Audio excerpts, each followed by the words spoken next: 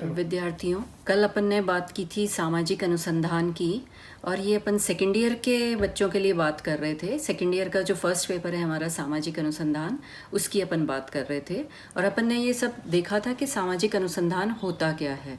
आज अपन उसके आगे बात करेंगे। कल अपन ने ये स्पष्ट किया था, या कल अपन ने जो चर्चा की थी उसमें ये था कि सामाजिक अनुसंधान का अर्थ है कुछ खोजना, या जो हमें मालूम नहीं है उसकी जानकारी जुटाना, या नवीन तथ्यों की जानकारी जुटाना, या पुराने जो भी तथ्य हैं उनका परीक्षण पुनर्परीक्षण करना।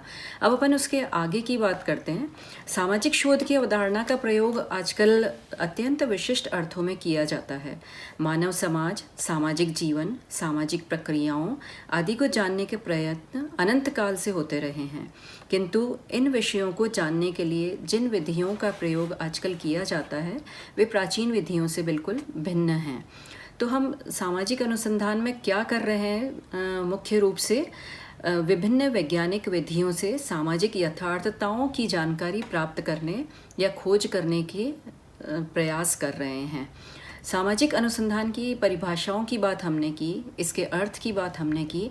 आज हम इसकी विशेषताओं की बात करेंगे। सामाजिक अनुसंधान की अगर हम विशेषताएं देखें तो हमें ये दिखाई देता है कि सामाजिक अनुसंधान का संबंध भौतिक अथवा प्राकृतिक जीवन से न होकर के सामाजिक घटनाओं या सामाजिक समस्याओं से है। इसके साथ साथ हम ये देख रहे हैं कि सामाजिक अनुसंधान द्वारा सामाजिक यथार्थ से संबंधित तथ्यों की खोज की जाती है। इसके द्वारा केवल नवीन तथ्यों की जानकारी प्राप्त नहीं की जाती, वरन पुराने तथ्यों से संबंधित नियमों का पुनर्परीक्षण किया जाता है। सामाजिक घटनाएं बाह्य रूप से अलग अलग दिखाई देती हैं, परंतु वास्तविकता में वे अंतः संबंधित होती हैं। सामाजिक अनुसंधान के द्वारा उनके बीच पाए जाने वाले कार्य कारण संबंधों की खोज भी की जाती है। इसके साथ साथ हम देख रहे हैं कि सामाजिक घटनाओं को घटाने में कभी कभी कुछ प्रेरकों का विशेष हाथ होता है, अतः इन्हें जानने के लिए सामाजिक अनुसंधान आवश्यक हो जाता है। ऐसे प्रेरक समाज या संस्कृति में ही किसी न किसी रूप में विद्यमान होते हैं। फिर सामाजिक घटनाएं समाज की समस्याओं को जन्म देती हैं, जिससे देश की प्रगति अवरुद्ध होती है। इन समस्याओं पर नियंत्रण प्राप्ति हेतु सामाजिक अनुसंधान आवश्यक हो जाता है। चूँकि समाज परिवर्तनशील है, अतः परिस्थितियां बदलने के साथ साथ पुराने सिद्धांतों में भी परिवर्तन आवश्यक हो जाते हैं। सामाजिक अनुसंधान नवीन परिस्थितियों में पुराने सिद्धांतों का परीक्षण करके उनमें आवश्यक संशोधन भी करता है।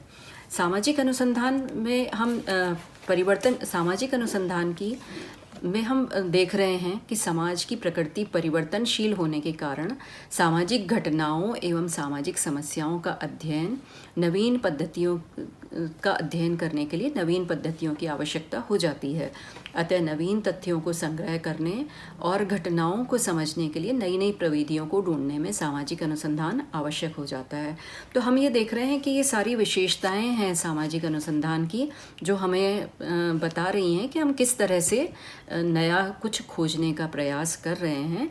यानी अपन कह सकते हैं कि सामाजिक अनुसंधान सामाजिक पर्यावरण से संबंधित है। इसमें हम सामाजिक तथ्यों की खोज कर रहे हैं, कार्य कारण संबंधों की खोज कर रहे हैं, सामाजिक घटनाओं के प्रेरकों की खोज कर रहे हैं, सामाजिक घटनाओं पर नियंत्रण करने का प्रयास कर रहे हैं, सामाजिक सिद्धांतों की जांच कर रहे हैं, या हम सामाजिक अनुसंधान की नवीन पद्धतियों को खोज रहे हैं। तो इसके साथ ही हमने देखा कि सामाजिक अनुसंधान की विभिन्न विशेषताएं हैं, और इन विशेषताओं के आधार पर हम सामाजिक अनुसंधान को आसानी से समझ सकते हैं। इसके बाद में हम अब अगले अपने विषय पर आएंगे। हम ये देखेंगे कि सामाजिक अनुसंधान की प्रकृति कैसी है। अगर हम सामाजिक अनुसंधान की प्रकृति देखते हैं तो हमें दिखाई देता है कि यहाँ हम प्राकल्पनाओं की जांच कर रहे हैं, वैज्ञानिक चरणों का प्रयोग कर रहे हैं, व्यवहारिक और शुद्ध अनुसंधान कर रहे हैं, वस्तुपरकता की बात कर रहे हैं, सत्यापनशीलता की बात कर रहे हैं, और तटस्थता की बात कर रहे हैं। तो ये सारी जब बातें हम इसकी प्रकृति की करते हैं सामाजिक अनुसंधान की, तो ये हमें एक वैज्ञानिक प्रकृति दिखाई देती है। तो इसलिए हम कह सकते हैं कि सामाजिक शोध की प्रकृति एक वैज्ञानिक प्रयास है। जनसाधारण के मस्तिष्क में विज्ञान का ख्याल आते ही कई प्रकार की काल्पनिक प्रतिबिंब मस्तिष्क में छा जाते हैं। कई बार कुछ लोग लोगों को ऐसा लगता है कि वैज्ञानिक वह व्यक्ति है जो सफ़ेद कोट पहनकर किसी प्रयोगशाला में टेस्ट ट्यूब और उपकरणों के बीच कोई परीक्षण कर रहा है। कुछ लोगों के लिए विज्ञान आइंस्टीन की थ्योरी है जिसको विश्व में बहुत कम व्यक्ति समझने में समर्थ हैं। कुछ व्यक्ति केवल पंखे, मोटर गाड़ियाँ, रॉकेट व अन्य तकनीकी उत्पादनों को भी ही विज्ञान की संज्ञा देते हैं, और या फिर विभिन्न दवाइयों के आविष्कार को ही विज्ञान के अंतर्गत ले लेते हैं। हम ये कह सकते हैं कि वर्तमान युग विज्ञान का युग है, हालांकि इसमें से बहुत कम लोग ये जानते हैं कि विज्ञान क्या है। तो आइए आज अपन देखते हैं कि विज्ञान है क्या, विज्ञान व्हाट इज़ साइंस, हम इसको जानने का प्रयास करेंगे। तो जब हम विज्ञान की बात करेंगे तो हमें स्पष्ट हो जाएगा कि सामाजिक अनुसंधान विज्ञान के तरीके से किया विज्ञान है, या इसके अंदर वैज्ञानिक पद्धतियों का प्रयोग किया जाता है, या इसके अंदर जो विभिन्न विज्ञान की विशेषताएं हैं उनकी जानकारी, उनकी वो भी सब इसके अंदर पाई जाती हैं। तो विज्ञान क्या है, इस पर हम सभी के लिए ये जानना, ये कहा जा सकता है कि हम ये कह सकते हैं कि विज्ञान क्रमबद्ध व्यवस्थित अध्ययन है, या हम कह सकते हैं कि विज्ञान एक 20वीं सदी का मुख्य शब्द है। विज्ञान की परिभाषा भिन्न भिन्न लोगों से विज्ञान की परिभाषा भिन्न भिन्न लोगों ने भिन्न भिन्न प्रकार से की है। अगर हम ये देखें कि विज्ञान का अर्थ एक कुशल खोज है, ये भी हम कह सकते हैं, या हम ये बात स्पष्ट कर सकते हैं कि विज्ञान की कोई विषय वस्तु नहीं बल्कि ये एक अध्ययन की पद्धति है। सामान्य विद्यार्थी भौतिक शास्त्र, रसायन शास्त्र, प्राणी शास्त्र इत्यादि को ही विज्ञान समझता है, जबकि विज्ञान का अर्थ अध्ययन की उस प्रक्रिया व पद्धति से है जिसके माध्यम से किसी भी प्रघटना का अध्ययन किया जा सकता है। हम प्राकृतिक व सामाजिक विज्ञानों में विषय वस्तु के दृष्टिकोण से भेद करते हैं। प्राकृतिक विज्ञान भौतिक, जड़ एवं मानवेतर प्रकृति का अध्ययन करते हैं, जबकि सामाजिक विज्ञान मनुष्य के सामाजिक जीवन के विभिन्न पक्षों का विश्लेषण व अध्ययन करते हैं। सामाजिक विज्ञान के अंतर्गत हम अर्थशास्त्र, राजनीति शास्त्र, मानव शास्त्र, समाजशास्त्र आदि विषयों को सम्मिलित कर रहे हैं।